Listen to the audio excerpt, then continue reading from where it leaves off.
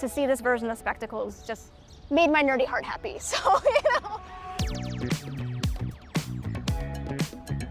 I'm Lafiya Watson. I'm a multidisciplinary artist and creative technologist and head of Bad Chick Studios.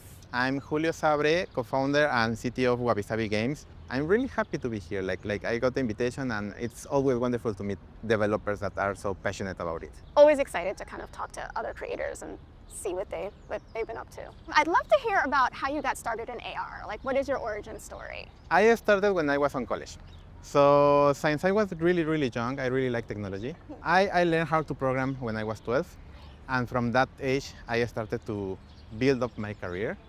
And when I was graduating from college, we created a custom AR library from scratch. Like we did all the math, we did the computer vision, we used the 3D engine, we did everything. Like we put our hearts and souls in that, like 6 months. I had my doubts at the beginning because it was more difficult than I was expecting, but it worked. And we aced it. As you should. Yeah, and we graduated. Sadly, I didn't get to use that at that moment when I graduated, but later I started to work on AR. So yeah, that's how I started. Also, Lafiya, I would love to know, how do you start in AR? Like, what motivated you to start building AR experiences? AR really came into my life at a point where I was kind of struggling creatively. I am, as a multidisciplinary artist, really love creating mixed media projects, especially with some elements of interactivity. The tool that I used for many years, Flash, got phased out.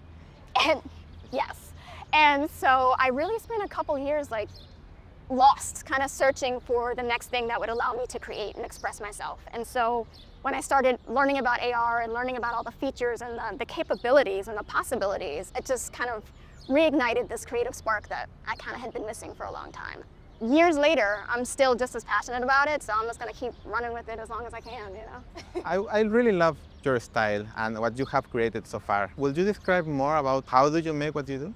I think there's a few elements that I kind of incorporate in a lot of my work. First and foremost, it's really just the combination of storytelling and interactivity. I really love creating my own stories and making the user, you know, an active participant in my own stories. I think along with that is just this element of exploration and discovery. So I'm love being able to kind of poke around an area and, you know, uncover a hint, put these pieces together. That's why I love escape rooms so much. And I also kind of do that internally as well, like in some of my more personal work. It's kind of like exploring my feelings and exploring kind of what I'm going through in that moment. So I'm just really always about kind of just what can you discover? I'd love to hear the same, because actually Rocket Cat was one of the first lenses that I played with in Spectacles, and then now I see Doggo Quest, with Doggo Quest, right? Yeah. So yes, and now I've seen Doggo Quest. So I see this theme of both gaming and animals. So I'd love to know kind of your inspiration. At Wabi, like we are really huge gamers, and we also really love about what we do when we were young. As you may notice, Wabi is a Japanese word.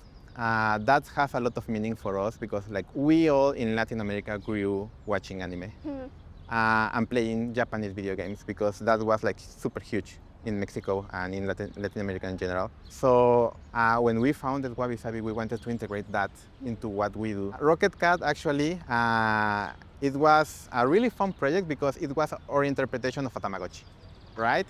So it was a Tamagotchi made from us, paying tributes to our childhood, but we wanted to give it a more new style, so we decided to create this super cute cat that, super cute. Yeah, so especially what we do is like trying to do what we really love. Both of us have been developing with Spectacles for a while now, so I'd love to know what your experience has been like. When I envision AR, I always envision it with like a hand-free, like seeing with your own eyes, right? I always felt that working with a device like a screen or a phone was kind of like limiting, but with Spectacles we can see it. And we can touch it, and we can interact with it. How has it been for you working for Spectacles? I think sort of on the same page. I really love the journey of it, you know, especially working with the previous version of Spectacles and really seeing the evolution and how far Snapchat's been pushing it. It's just been like so exciting. You know, we're both techie people, so it's just, you know, seeing all the new features, and like you said, they really listen to developers and really try to push the features that they know would work best for us. I'm also very much intrigued by the hands-free element of it and just being able to create kind of more complex and longer experiences that are comfortable for the user. Because, you know, if you have it on a mobile phone, 5, 10, 15 minutes, your hand gets tired and, you know, that's not really a good experience for the user. So to be able to, like you say, have a more immersive experience where it's just right on your face, but also to be able to be hands-free and to be more comfortable experiencing whatever we're creating.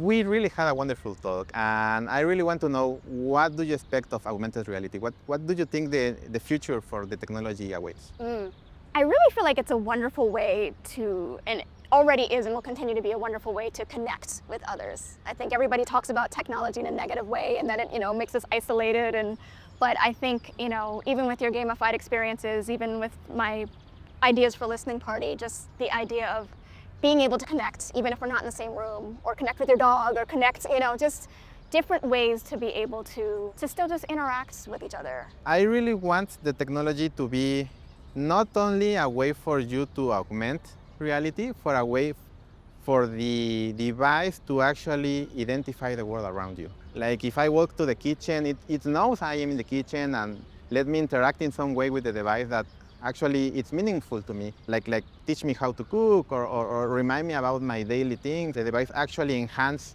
everything around me and bring it to another level. Hopefully it will be soon. Yeah. It's been so wonderful to finally get to meet you and talk to you about your work, and it's been such a wonderful conversation. Yeah, the same, Lafiya. Like the first time I met you, and it's like we have been friends forever. Yeah. Like it was wonderful to know how do you think about this and to see your personal experience and how do you think about the technology. So it's been wonderful. Thank you so much for the conversation.